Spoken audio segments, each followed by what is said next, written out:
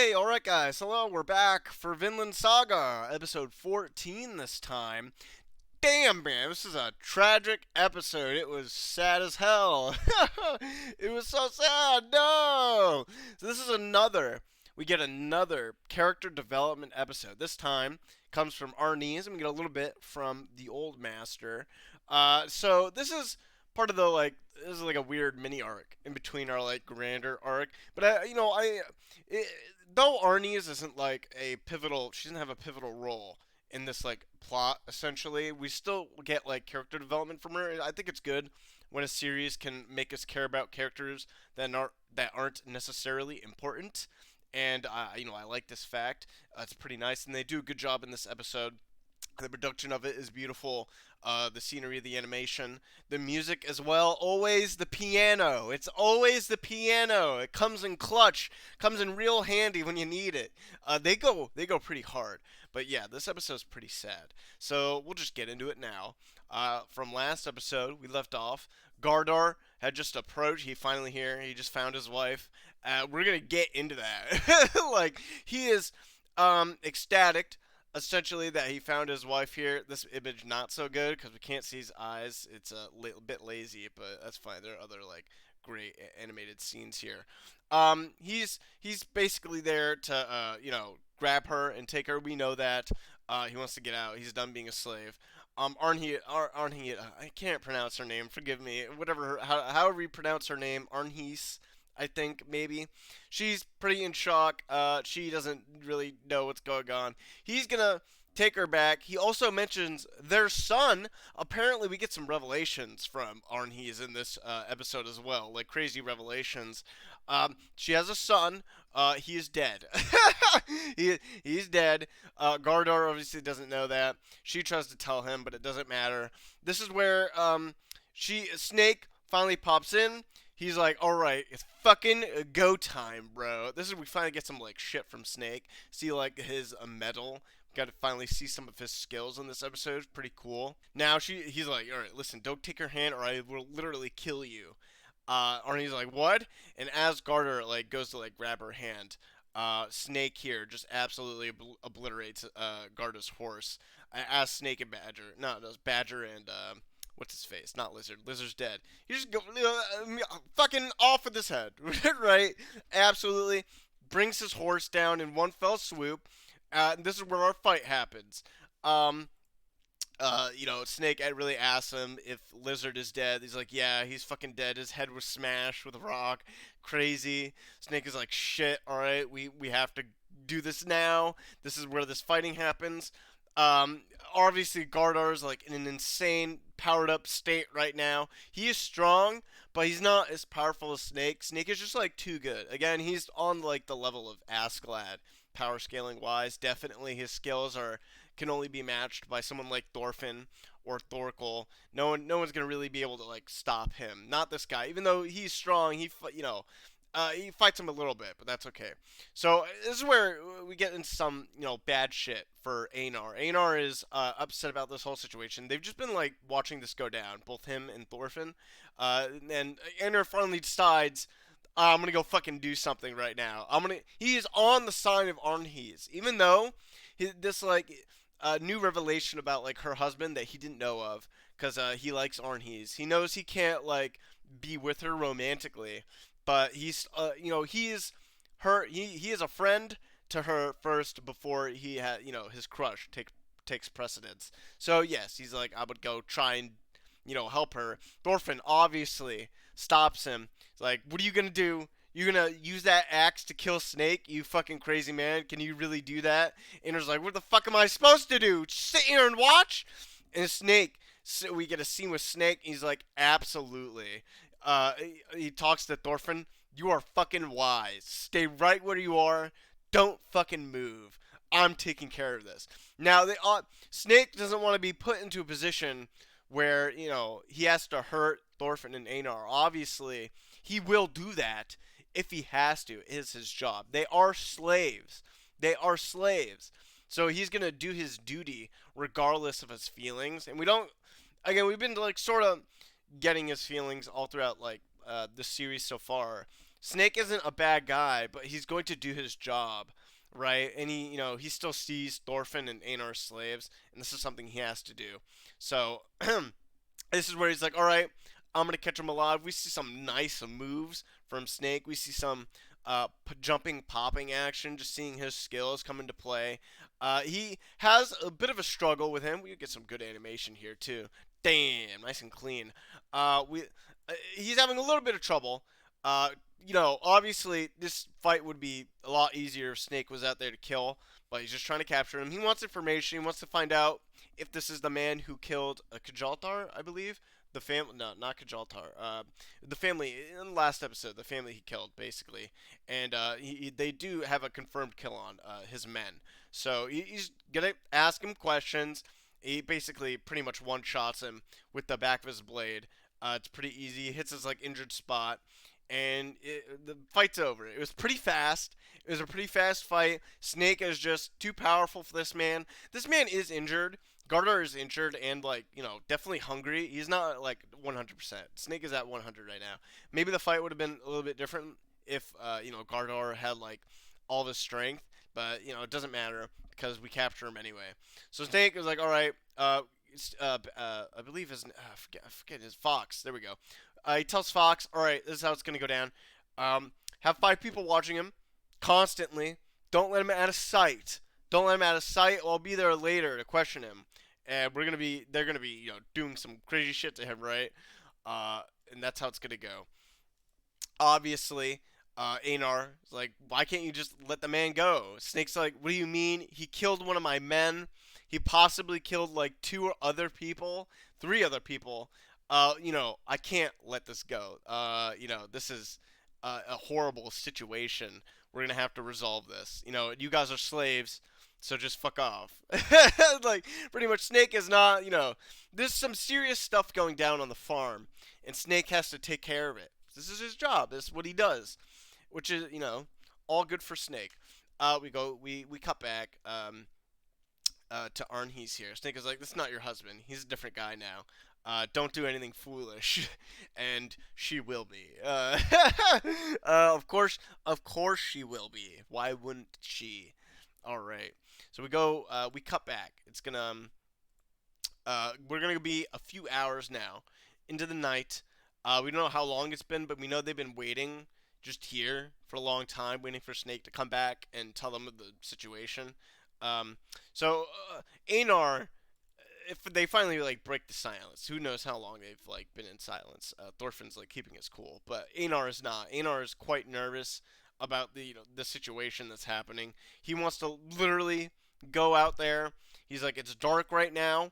We could sneak in. We might be able to save him. Thorfinn, you can take down the guards because you're a super OP. And Arnhees is like, stop. We're not gonna do that. Let me tell you my life story. This is where the character development.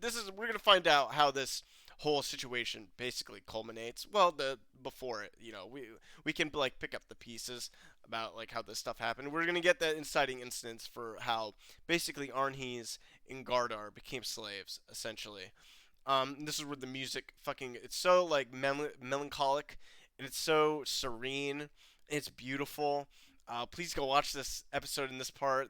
The music is so good. The piano. They whoever I don't know who the composer is for the show, but they're doing a really great job with that stuff. Also the violins and everything and the trumpets, but that's for other things. Obviously, Master Keatle is here too. We're gonna get into him a little bit later. He's just very silent throughout like the storytelling of Arnhees here at this moment. They all sort of the Master thinks they all think that like he's senile and you can't really understand anything. His body is hurt, not his mind, but we'll get back into that a bit later. So we get Arnhees. We get some great animation, scene transitions in this scene here too. Just look at the moon and the colors and the clouds and the fog. It's beautiful. We get some revelations here. We find out what was their family. She with her family with Gardor. They weren't wealthy. They weren't poor. They had a son named Hijalti, and they were happy. They were very happy. Unfortunately, they later find out in the forest near them, in their village, there was a swamp that produced iron. So all the people around them are all trying to claim this land now. So we have a problem now, right? Claim rights, land rights, and resource rights. Who's going to get these resources? Who's going to be able to make their village prosper and their families prosper? Fighting occurs. Obviously, it's the way it is. There's some ham-fisted messaging, maybe not ham-fisted, delicately ham-fisted, okay, about like the meaning of back then about why people fight, and it's for resources and land. And sometimes, and this is just well, not always, but just the one of the instances where this is um, a reason for humans to breed conflict. Resources and land to make themselves rich. Obviously, greed is up there, and revenge would be. This would like breed revenge, obviously, because this impacted Gardar severely. Gordor, whatever his name is, severely in his psyche. Just doing, trying to get this iron. So they all she explains all the men. They all talked about what they were going to do. All the men decided that yes, we will fight. There are other people who want this land, but maybe we should have it. It would help us a lot. Now, all the women in the village disagreed with this. They didn't. They don't have a say though. All the girls, they don't have a say. It's sexism in our time, right? But the women, they don't really understand why we even needed the iron in the first place. Gardar would explain to her that yes, this would help us immensely in the future. It's basically like an investment. Obviously, all this iron will be able to help produce extra things for us that we could sell to help our village, help us as a family, get more money so we can be more prosperous. That's their obviously the line of thinking. This and it would have worked if they won, but they didn't. So another tragedy occurred here. So they go out. All the men leave the village. They go out to war. All the women stay behind, and we get more tragic scenes. We get the other side basically knows that all the young men have gone off to fight, and all this here at this village are the women and children. So they send two ships of Vikings out their way. They think it's their husbands or their boys out in war. It's not, obviously. They burn down everything. They kill all the children, all the elderly people, and they take the women as slaves. Of course they do. There's some great slideshow scenes here of just mass chaos. Mass chaos. It's horrific what happened here for these people. Absolutely tragic. Um, and yeah, they targeted us, and that was it. My child died because of this. Just because these guys wanted iron. What was it all for? We didn't get it in the first place. And it's so sad. And she was just terrified when, she saw him. She saw all his pain, and he suffered. But you've suffered too, aren't he's? There's lots of references to the storm. Also in this episode, it's actually very important later on. And there's the whole series, what the storm represents. The storm is like the conflict between all these people that cause these tragedies. And she's found a way to combat the storm, which is to do nothing. Let the storm pass. Now we're going to get a little bit into that more. Keto understands this. He's going to explain something very important to her. And this is where we get the revelation, the revelation that she is pregnant. Our girl here, Arnie's, is pregnant with Master Keto's child. She is pregnant now. She has more to lose. She has much more to lose now. This is why she does not want to do anything. Not that she really could anyway, because, she can't fight. But, and she can't, go against the master anyway. She's kind of being forced to have sex with him because she's a slave. But now, whether she cares or not about the master is irrelevant. She does care about her own child, which she's going to have, right? So that's the important part. She's like, okay, I'm gonna do what I can do to protect my child. I want my child to grow up healthy and strong, not like Hajalti died. I don't want to be doing this crazy conflict stuff and having my child die. She makes a comment that Master Keto would probably, respect the child and care for him. Master Keto would, the problem is, just because you have this child doesn't mean that, like he has a wife that's obviously gonna be, you're his mistress, slave. Your odds are not good here. She's being kind of naive in that aspect, thinking that your child, her child's gonna be safe from all the people that disagree with your birth here. It's a problem. We don't see it happen yet, but keep that. I mean, don't worry about it anyway. Just, it's just she's just more character development. She's naive in that aspect, but don't worry. She's like, yeah, I'm passing through the storm. So Einar and Thorfinn leave. Arnheid, she's still here. Snake hasn't come back yet. She's still down there with Gardar. She's like going to leave now. She's like gonna go down there, but Master Keto stops her. He wakes up. Uh, he's like, why are you leaving? Thought you were gonna wait for the storm to pass. She's like, I just wanna tend to his wounds. And Master Keto's like, listen here, girl. I'm going to give you some great advice right now. He is going to tell her a story from his past, which is also tragic. He's like, listen, all right, I've had lots of horrible things happen in my life. There was a time when I also tried to wait for the storm to pass. And he was like, no, I was just hiding. I was just being a coward. There was a time where back where his son fell in love with this girl, but she was betrothed to another, and this girl, she was betrothed to this guy who was getting influence in the area or whatever, and there was not much they could do here. So it's like, okay, we're gonna give this girl to him. It's also like getting these guys off our backs, getting influence for their own sakes as well. So they do that to this, lord. His story is kind of irrelevant. And on their wedding day, they get attacked by another man that are guy here who's marrying this girl. Uh, he incurred his wrath in whatever situation we don't know, and they burned down everybody and they killed everybody. They killed the girl, and this is extremely important. Let's see if I can get the direct dialogue because it's very good.